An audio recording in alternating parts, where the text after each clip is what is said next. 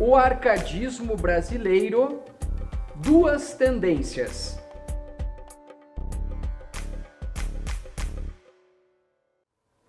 Olá você! No vídeo de hoje nós vamos falar sobre o arcadismo no Brasil, os mais importantes autores dessa estética aqui nas nossas terras. O arcadismo no Brasil, ele vai ter duas tendências a serem lembradas. Uma delas é repetir os cânones estéticos literários lá do neoclassicismo europeu, tá certo? Uma outra tendência é aquela que vai sair um pouco dessa norma, desse formato do arcadismo europeu. Tendências que, inclusive, já vão apontar aqui o romantismo que virá no século seguinte. Então, duas tendências, uma de maior conformidade com a estética e outra de uma certa ruptura com ela, apontando tendências pré-românticas como é que eu vou dizer assim, na referência à natureza brasileira, na exploração do índio como um elemento estético viável e também em certo sentimentalismo em algumas poesias de Tomás de Gonzaga, da segunda parte de Lira de Maria de Dirceu, mas vamos falar isso um pouquinho mais adiante. Vamos falar sobre os poetas, então, do arcadismo. Vimos em outro vídeo que o iluminismo influencia a nossa Inconfidência Mineira. Os caras que participaram da Inconfidência Mineira eram ilustrados, homens bem-nascidos, que trouxeram para o Brasil tanto as ideias filosóficas, políticas do iluminismo, como as ideias artísticas do neoclassicismo, do arcadismo. Entre eles está aqui o nosso Cláudio Manuel da Costa, que nasceu aqui no Brasil, em Vila Rica. Ele era filho de mineradores portugueses, estudou direito em Coimbra, foi preso devido à Inconfidência Mineira, teve um final trágico porque ele foi preso e em seguida encontrado morto na sua cela. Alguns dizem que ele se suicidou, outras teorias que ele foi suicidado, uma espécie de queima de arquivo, alguma coisa assim, mas isso não impediu, esse final trágico, não impediu que ele se tornasse um dos mais importantes nomes do arcadismo no Brasil. É importante lembrar que ele tem ainda traços barrocos, principalmente no começo da sua poesia, em que ele vai apresentar antíteses, paradoxos.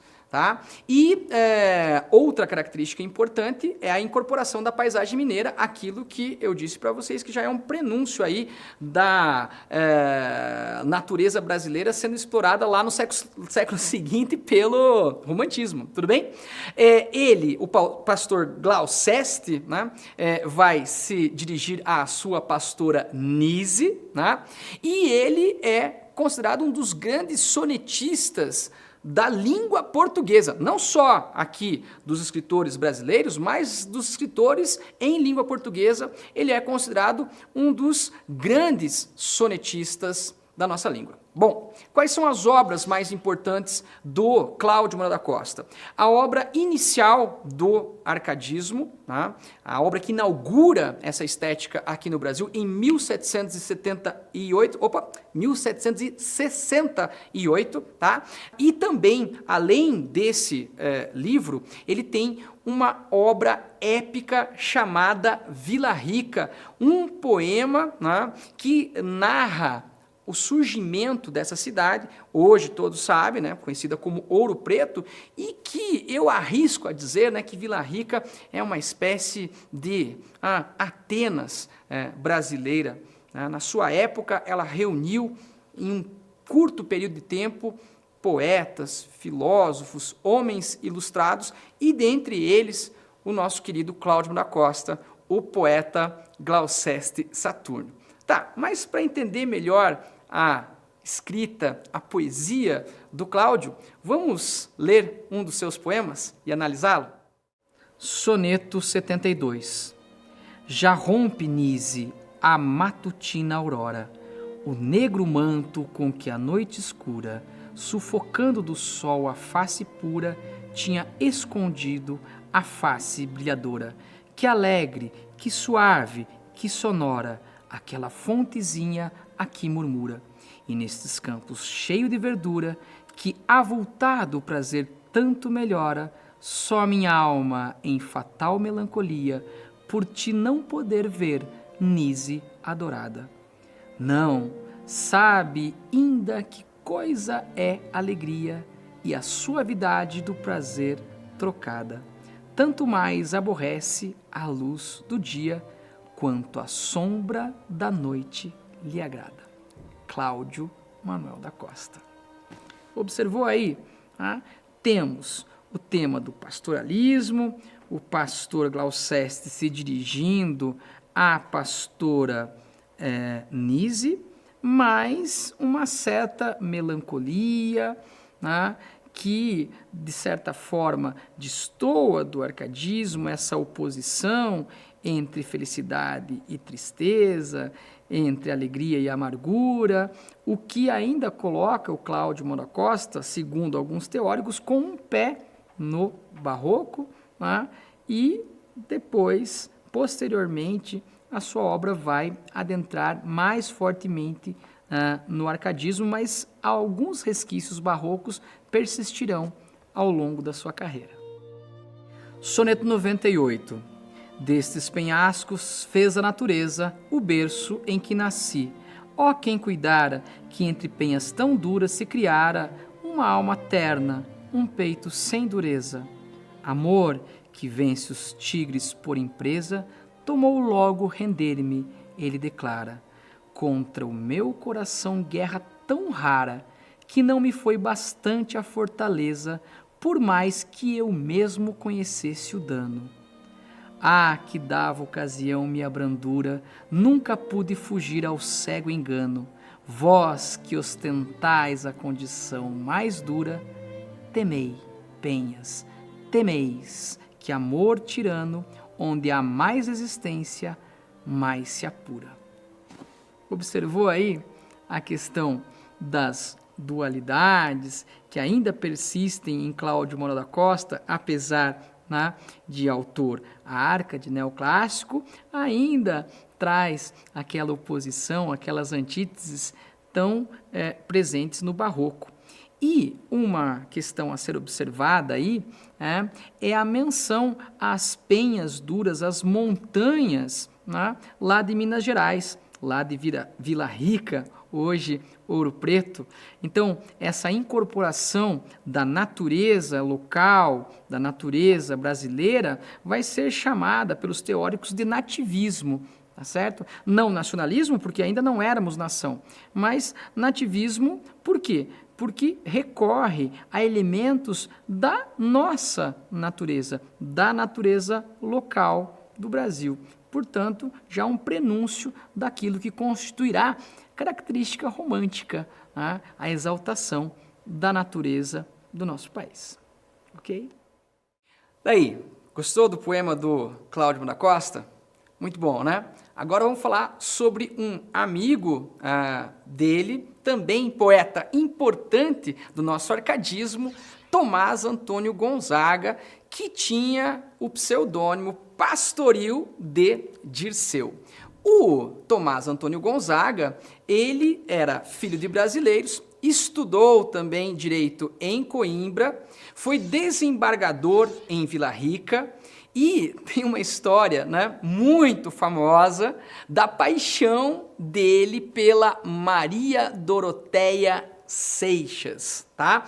Quem vai lá para Ouro Preto, hoje tem lá a casa que pertenceu ao Tomás Antônio Gonzaga, e eles abrem a visitação, hoje é um imóvel lá que pertence à prefeitura ali de Ouro Preto e virou uma espécie de também museu à visitação, e você chega lá, você abre a janela e você vê a fonte de Marília, que é onde a Maria Doroteia, que vai ser transformada na pastora Marília, ia buscar água todas as tardes, e o Tomás ficava lá, né, olhando para ela, flertando com a Maria Doroteia. Ele vai escrever para ela, né, o mais importante livro do arcadismo no Brasil, que é Liras de Marília de Dirceu, em que ele vai apresentar características muito importantes do arcadismo, e que num segundo momento, né, a segunda parte dessa obra das Marias de Dirceu, dado o tom melancólico dos poemas, alguns críticos dizem que já está ali prenúncio do romantismo. Tudo bem? O que aconteceu foi o seguinte, né? Eles ficaram noivos, o Tomás Antônio Gonzaga e a Maria Doroteia, né? O Dirceu e a Marília, só que ele foi preso em decorrência da Inconfidência Mineira, tá? Ele ficou na masmorra durante um tempo, e esses poemas da segunda parte de Marília foram escritos na prisão. Portanto, muito distintos dos poemas da primeira parte, porque a primeira parte, muito Arcade, bucólica, tranquila, natureza, como esse nosso cenário aqui, né? Arvorezinha, passarinho, borboletinhas, ovelhinhas, vaquinhas, tá? E na segunda parte, né? Nessa segunda parte das Liras de Dirceu, ele está distante da Marília. Na primeira, tudo calmo, tranquilo, ele aproveitando a vida, convidando Marília para aproveitar a natureza, carpe diem. E na segunda, ele distante da Marília, né? Tem um poema muito bonito que ele, na prisão, vem um raio de sol que transpassa a janela, e ele pensa ser enxergar a figura de Marília, e ele vai abraçá-la, e no final abraça apenas a si mesmo, tá? E daí um tom triste, melancólico, depressivo, que não harmoniza, não orna com a poesia Arcade, beleza? E daí o que acontece? Ele está preso, só que ele, por ser um homem de posses, filho de portugueses, vai receber o perdão do rei de Portugal, da rainha de Portugal, Dona Maria, e ele vai ser degradado. Ele tinha sido condenado à morte, mas vai ser degradado, ele vai para Angola. E detalhe, ele deixa a Maria Doroteia aqui, noiva, e vai para Angola, velho, e casa com uma outra, filha de um rico mercador de escravos, termina lá a vida em Angola, muito rico, e a Marília aqui esperando por ele, a Maria Doroteia esperando por ele até o final da vida. Não é um final muito romântico, mas tá. Então, essa é a historinha da biografia do Tomás Antônio Gonzaga, e essa é a história que norteia a produção dessa que é a mais importante obra Arcade brasileira, As Liras de Marília de Dirceu. O Tomás Antônio Gonzaga também vai escrever uma outra obra, tá certo? Que são as famosas cartas chilenas, que são cartas poéticas, né? Chamam-se cartas, mas são versificadas, tem rima, e nessa obra ele vai criticar o governador de Minas Gerais, Luiz da Cunha Menezes. Aí você vai falar assim, Josinho, mas ele vai criticar o governador de Minas? E vai chamar cartas chilenas? Por quê? Você sabe, a Inconfidência foi um movimento declarado ou escondido, secreto? Claro que foi secreto, tanto que quando descobriu-se esse projeto da Inconfidência de libertar-se de Portugal, os inconfidentes foram presos. Cláudio da Costa morreu na prisão, como eu falei, Tomás Antônio Gonzaga, condenado à morte e depois ao degredo, e o único que foi punido efetivamente com a pena capital foi quem? Óbvio, o único que não era rico, o único que não era ilustrado, filósofo, né, filho de mercador, de minerador, que é o famoso José Joaquim da Silva Xavier, o Tiradentes, tá certo?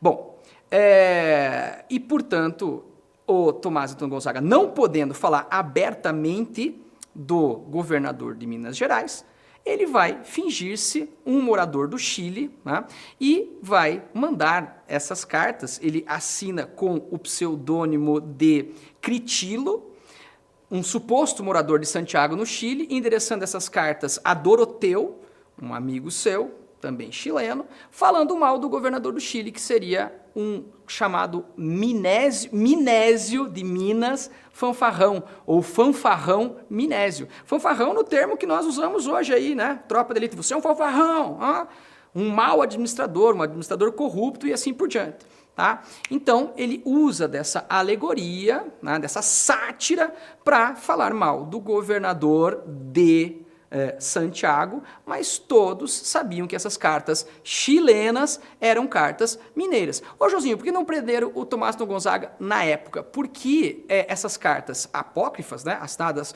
com o pseudônimo de Critilo, não se sabia exatamente qual era o autor.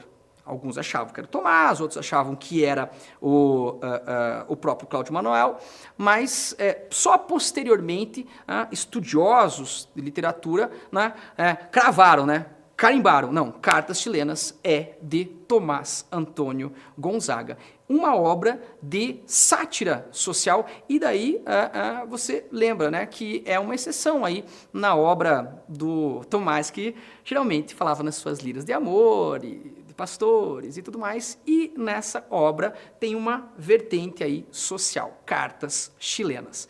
Vamos acompanhar alguns textos do Tomás Antônio Gonzaga? Lira 3. De amar, minha Marília, a formosura, não se podem livrar humanos peitos. Adoram os heróis e os mesmos brutos, aos grilhões de Cupido estão sujeitos. Quem, Marília, despreza uma beleza, à luz da razão precisa, e se tem discurso, pisa a lei que lhe ditou a natureza.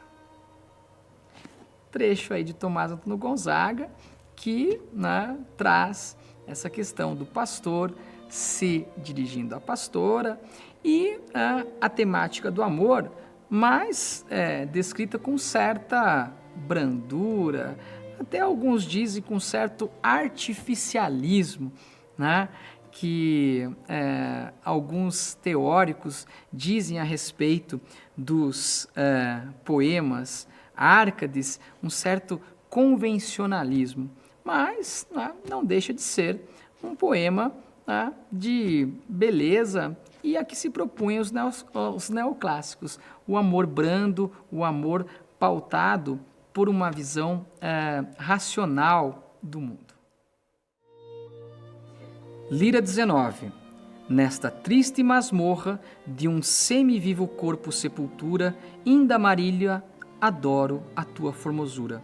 Amor na minha ideia te retrata, busca extremoso que eu assim resista à dor imensa que me cerca e mata. Tá? Essa é uma outra lira de Tomás Antônio Gonzaga que, por seu teor mais pessimista, mais melancólico, alguns teóricos já encontram aí prenúncios do romantismo. A gente costuma dizer que a primeira parte de Dirceu é bastante neoclássica, bastante convencional, como vimos na lira anterior, e essa você já tem o eu lírico preso numa masmorra, referência lá à prisão de Tomás Antônio Gonzaga por conta da Inconfidência, e esse amor distante, não próximo, como lá na primeira parte, desfrutando das belezas naturais e da juventude, aqui esse amor distante gera uma visão melancólica, pessimista, angustiada, portanto, diferente daquela harmonia, daquela serenidade tão característica dos poemas neoclássicos. Então, essa segunda parte, essas liras da segunda parte de Tomás Antônio Gonzaga, alguns dizem que já são prenúncios do romantismo que virá a seguir. Daí, curtiu os textos do Tomás Antônio Gonzaga? Muito bom, né? Agora vamos para outro Árcade brasileiro. Nós podemos, inclusive, dividir o arcadismo brasileiro também em arcadismo lírico e arcadismo épico. Tá? Apesar do Cláudio Manuel da Costa ter escrito também um poemeto épico, lá o Vila Rica, que acabei de comentar, prioritariamente o Tomás e o Cláudio pertencem à vertente lírica da poesia Árcade, ou seja, mais amorosa, mais dedicada, né, às questões sentimentais. E agora nós temos uma vertente que é o arcadismo épico, tá? Que são obras que vão trazer batalhas, ação, guerra, tá? Que é uma característica marcante das epopeias, do gênero épico, beleza? Bom, vamos falar então sobre o Basílio da Gama. Ele nasceu em Minas Gerais, estudou em colégio jesuíta, tá certo? E este dado vai ser importante na sua biografia e também na sua produção poética. Por quê? Porque você sabe que estamos no século XVIII, século das luzes, e você tem os governantes que vão ser chamados de déspotas esclarecidos, tá? Homens voltados para a ciência, para a razão, e um desses déspotas esclarecido é o Marquês de Pombal. O Marquês de Pombal era administrador, primeiro-ministro de Portugal. O rei era Dom José I, mas quem mandava no pedaço, quem mandava na bagaça era o Marquês de Pombal, tá certo? Grande administrador, que vai inclusive reconstruir Lisboa depois daquele terremoto que arrasou a cidade, e uma das políticas do Marquês de Pombal era o quê? A perseguição aos jesuítas, tá certo? Se viu aí em outros vídeos que os jesuítas tiveram grande influência em Portugal, aqui na colônia, né? O Anchieta, lá do quinhentismo, jesuíta, o Padre Vieira, do Barroco, jesuíta, e agora os jesuítas estão em baixa. O Marquês de Pombal está expulsando os jesuítas das colônias portuguesas. Por quê? Porque ele quer que nas escolas, né, seja ensinada a ciência e não prioritariamente a doutrina católica que era comum aos colégios jesuítas, tá certo? Então, o Basílio da Gama, por ter estudado em colégio jesuíta, por ser amigo dos jesuítas, ele vai ser preso, tá certo? Ele, na prisão, ele diz, cara, eu não tenho nada a ver com os jesuítas, eu não sou amigo dos jesuítas, tá? E uma vez na prisão ele vai vai bolar um plano, né, para sair dali. O que ele vai fazer? Ele vai fazer um poema para a filha do Marquês de Pombal, um epitalâmio. Epitalâmio é poema para quem vai casar, beleza? Tá lá, a moça, noiva, prestes a casar, e de repente vem da prisão aquele poema louvando a sua beleza e não sei o que, enaltecendo as suas virtudes, e ela vai interceder em favor do poeta lá aprisionado, Basílio da Gama. Ela chega pro pai, Marquês de Pombal, e fala, poxa, olha que poema bonito, olha o que esse cara fez, pô, liberta ele, pai. O Marquês de Pombal liberta o Basílio da Gama, e na sequência, Basílio da Gama vai escrever a sua obra-prima, que é o poema O Uruguai. Vamos ver se vai aparecer lá? Então, olha lá, O Uruguai.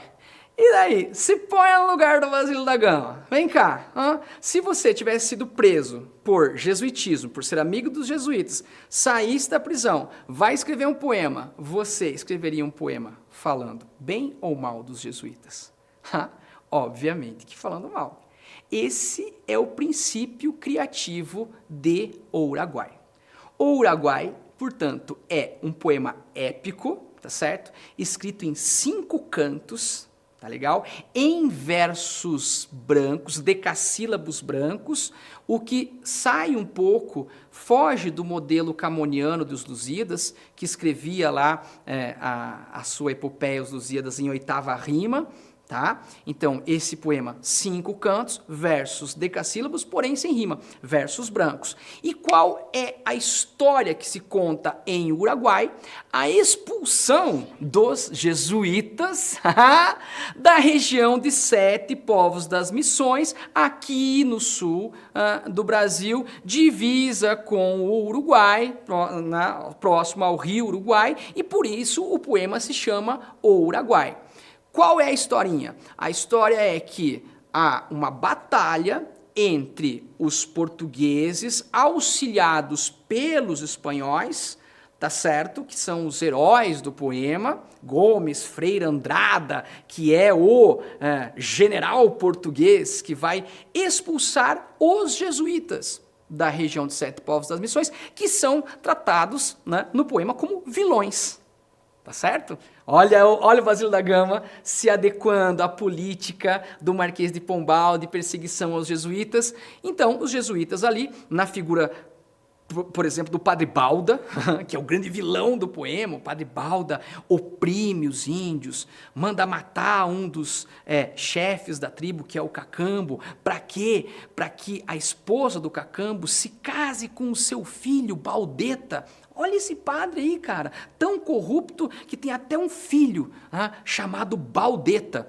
E daí ele determina que agora Lindóia, uma vez viúva, casar-se-á com Baldeta. E Lindóia acaba fugindo e para não para não se casar com Baldeta, ela se suicida.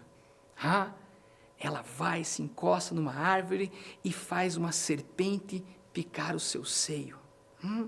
Cena épica, muito linda. Essa cena é observada, inclusive, à distância pelo irmão da Lindóia, o Caitutu. Ele vê ela assim, longe, lá numa árvore como essa que está aqui, atrás de mim, encostadinha, com a serpente segurando, próxima do seu seio. O irmão vai lá e, à distância, desfere uma flecha que cruza o céu e toca, acerta em cheio a cabeça da serpente, roça de leve Lindóia e crava a serpente no tronco da árvore. Olha que cena, cara. Chuck Norris. Balls of Steel. E ele vem, o Caitutu, conseguiu matar a serpente, só que não foi a tempo. A serpente já havia picado Lindóia, o veneno já havia se espalhado pelo seu sangue, e Caitutu vê a sua irmã Lindóia morrer nos seus braços. Bonito, cara. E diz que Lindóia conservava a beleza mesmo depois de morta. E daí o que vai acontecer? Nos cantos seguintes, os espanhóis, os portugueses, os heróis vão livrar os índios do jugo dos jesuítas. Para isso, quem conhece aí a história dessa batalha, é chamada Guerra Guaranítica, foram mortos, para livrar os índios da opressão dos jesuítas, foram mortos 1.400, 1.500 índios. Tudo bem? Leia um pouquinho esse poema, estude. É uma história tanto do ponto de vista literário, interessante, bonita, e do ponto de vista também social, sociológico, antropológico, que pode nos gerar algumas reflexões. Tudo bem? E já que falamos desse poema aí, dessa cena da morte da Lindóia, vamos acompanhar um trechinho narrando esse dos mais famosos episódios da nossa literatura, a morte da Lindóia. A morte de Lindóia, canto 4. Este lugar delicioso e triste, cansada de viver, tinha escolhido. Para morrer, a mísera Lindóia descobrem que se enrola no seu corpo verde serpente e lhe passeia e cinge pescoço e braços e lhe lambe o seio em negro sangue o lívido veneno. Leva nos braços a infeliz Lindóia, os olhos em que amor reinava um dia, cheios de morte, e muda aquela língua. E por todas as partes repetido o suspirado nome de Cacambo, ainda conserva o pálido semblante, um não sei que de magoado e triste, que os corações mais duros internece, tanto era bela no seu rosto a morte. Basílio da Gama. Observa essa cena das mais famosas da nossa literatura, a Lindóia, né, negando se casar com o Baldeta, amando do padre Balda, ela vai cingir uma serpente no seu corpo e vai suicidar-se. Aí já temos, portanto, a presença do indígena como um elemento estético a ser explorado, e aí temos prenúncios do nosso romantismo, aquele índio heróico que virá em autores como Gonçalves Dias e Gonçalves de Magalhães. Belíssima cena da morte, o suicídio de Lindóia. Bonito, né? Agora vamos falar sobre um outro autor. Ele é o Frei Santa Rita Durão. O Frei Santa Rita Durão, ele nasceu aqui no Brasil, em Minas Gerais. Ele se ordenou, jesuíta, tá legal? Foi jovem a Portugal, não retornou mais ao Brasil. Durante o governo do Marquês de Pombal e a perseguição aos jesuítas, ele se refugiou na Itália e voltou para Portugal após a queda do Marquês de Pombal, o país onde ele vai ficar até os seus últimos dias. Tudo bem? Características, né, do poema e da literatura do Frei Santa Rita Durão. Então, uma visão marcadamente cristã. Perceba que aqui, né, o Santa Rita Durão vai na contramão do Basílio da Gama. Se o Basílio da Gama critica os jesuítas, né, o Frei Santa Rita Durão, com a sua formação jesuítica, ele defende, obviamente, né, os jesuítas, e ele também difere do Basílio da Gama no sentido formal do seu poema. Se o Basílio da Gama escreveu lá Uruguai em decassílabos brancos, sem rima e sem estrofação também, né, porque cada canto lá do Uruguai começa com o primeiro verso e só vai acabar quando acaba o canto, beleza? Não tem divisão em estrofes. Já aqui no Santa Rita Durão, no poema Caramuru, ele vai seguir, né, fielmente a estrutura camoniana dos Lusíadas, ou seja, aquela oitava rima, tá certo? Que são estrofes com 8 versos decassílabos cada estrofe, rimando A, B, C, C. Ou seja, o primeiro verso rimando com o terceiro e o quinto, o segundo rimando com o quarto e o sexto, e o sétimo rimando com o oitavo. Essa é a estrutura dos Lusíadas, e essa estrutura o Santa Rita Durão vai adotar no seu poema épico Caramuru. Qual que é a historinha do Caramuru? Muito bem, você tem um náufrago português chamado Diogo Álvares Correia. Ele naufraga aqui numa praia, né, brasileira, lá na Bahia, e ele encontra uma índia maravilhosa, linda, bela, formosa, chamada Paraguaçu. O Diogo, ele se apaixona por Paraguaçu, né?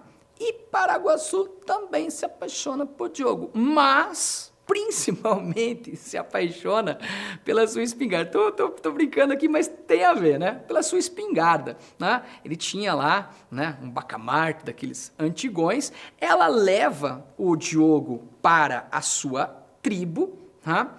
E ele, num determinado momento, vai lá e dá um tiro para cima, né, dentro de uma caverna lá e tal, e os índios, né, vão começar a tratá-lo como um deus, o deus do trovão, o Caramuru. Essa tradução de Caramuru para Deus do Trovão, Senhor do Trovão, Senhor do Fogo, é meio controversa. Alguns dizem que Caramuru também é um peixe, né, muito fininho, esguio, e esse era o nome dado ao Diogo porque ele era muito magro. Cara, vamos ficar com a primeira, que é mais legal, tá certo? Então ele dá esse tiro pra cima, os índios vão falar, é o Caramuru, é o Deus do Trovão, ele tem um trovão dentro dessa espingarda aí, e ele começa a ter regalias de Deus, como, por exemplo, podia ter várias mulheres, além de Paraguaçu, também, entre outras, sua irmã mais nova, Moema, tão bela, tão formosa quanto Paraguaçu, e ainda um pouquinho mais nova. E a vida do Diogo estava muito chata, gente, né? Uma noite passava na rede da Paraguaçu, outra na rede da Moema, rede da Paraguaçu, às vezes as duas juntas, para, né, variar um pouco. E o poema se desenrola até o momento em que o Diogo, o Caramuru, precisa voltar para a Europa. E voltando para a Europa, ele não é Deus, ele não é Caramuru, e duas mulheres é bigamia. Então ele tem que fazer o quê? Ele tem que escolher entre uma das duas, entre Paraguaçu e Moema. Tinha inclusive umas outras índias também, né, ao redor dele, mas principalmente ele estava na dúvida entre Moema e Paraguaçu. E o que ele vai fazer? Vai escolher uma, para levar uma para a Europa. E vai com Paraguaçu para a Europa, beleza? Aí você fala assim, Joãozinho, eu já vi o filme, não preciso nem ler o livro, então. Cara, não. Por quê? Porque no filme, quando o Diogo vai com a Paraguaçu para a Europa, pega o navio, né, no filme a Moema se joga no mar e nada um pouquinho atrás do barco e depois volta para a praia e tá tudo certo, né? No poema, Moema, cara, ela nada 7 dias, 7 noites atrás do barco. 7 dias. Diogo, volta aqui. Pô, cara. E na 7ª noite do 7º dia, Moema, sem forças, dá a sua última abraçada, levanta pela última vez a sua cabeça sobre as ondas e grita sua última frase. Famosa frase, todo mundo conhece. O que ela grita? Wilson! Brincadeira. Idiota. Não, ela grita, ó Diogo cruel. E morre afogada. Também é uma das cenas mais famosas da nossa literatura. Então, você já viu lá a morte da Lindóia, no Uruguai, e aqui a morte da Moema nadando atrás do seu amor, Diogo Caramuru. Muito bem, segue o poema, eles vão para a Europa e daí aí que está a visão, né, jesuítica do Santa Rita Durão. Por quê? O Diogo vai cristianizar a Paraguaçu. Ela vai se converter à fé católica e vai ganhar o nome de batismo de Catarina do Brasil. Legal, né? Então, e depois disso, ele retorna ao Brasil com a sua Catarina do Brasil, antiga Paraguaçu. Beleza? E só para fechar, então, esse personagem, né, que dá origem a essa obra ficcional, esse poema épico do Santa Rita Durão, existiu mesmo. Né? Você tinha um cara lá, um português, chamado Diogo Álvares Correia, que foi apelidado pelos índios de Caramuru, e ele ajudou muito no início da colonização da cidade da Bahia, do estado da Bahia. Tá certo? Então, esse poema também tem uma referência histórica verídica. Tá, mas vamos, então, ver o texto em si. Vamos ver um trechinho do Caramuru, especificamente da morte da Moema? Vamos lá? Morte de Moema, canto 6. Copiosa multidão da nau francesa corre a ver o espetáculo assombrada e, ignorando a ocasião da estranha empresa, pasma da turba feminil que nada, uma que as mais precede em gentileza, não vinha menos bela do que irada. Era Moema, que de inveja geme e já vizinha a nau se apega ao leme. Bárbaro, a bela diz, tigre e não homem, porém o tigre por cruel que brame, acha forças no amor que enfim o domem. Só a ti não domou, por mais que eu te ame. Fúrias, raios, coriscos que o ar consomem, como não consumis aquele infame. Mas pagar tanto amor com tédio e asco, ah, que corisco és tu, raio, penhasco. Um pequeno trecho inicial aí, né, de uma famosa cena também da nossa literatura, que é a morte da Moema. Como a gente viu, né, o Diogo Álvares vai pegar uma nau e vai com Paraguaçu para a Europa, né, escolhe uma das suas esposas indígenas. Você percebeu que várias aí, né, se jogam ao mar atrás do Diogo, esse Diogo, hein? E a Moema é a que se destaca entre todas. E ela vai continuar nadando atrás, né, do navio, como nós vimos, e vai morrer, né, depois de 7 dias e 7 noites nadando atrás do seu amado, e dirá a última frase: ó Diogo cruel. Um exemplo aí do nosso arcadismo épico, o Caramuru de Santa Rita Durão. Então, terminamos o arcadismo no Brasil, falamos sobre os 4 principais autores dessa estética aqui no nosso país: Cláudio Manuel da Costa, o Glaucésio Saturnio, Vila Rica e Obras Poéticas, a primeira obra do arcadismo no Brasil. A gente viu Marido de Dirceu e Cartas Chilenas, do Tomás Antônio Gonzaga, e também vimos os épicos de Basil da Gama, o Uruguai, e o Santa Rita Durão com o seu Caramuru. Esse é o arcadismo no Brasil. É isso aí. Até mais.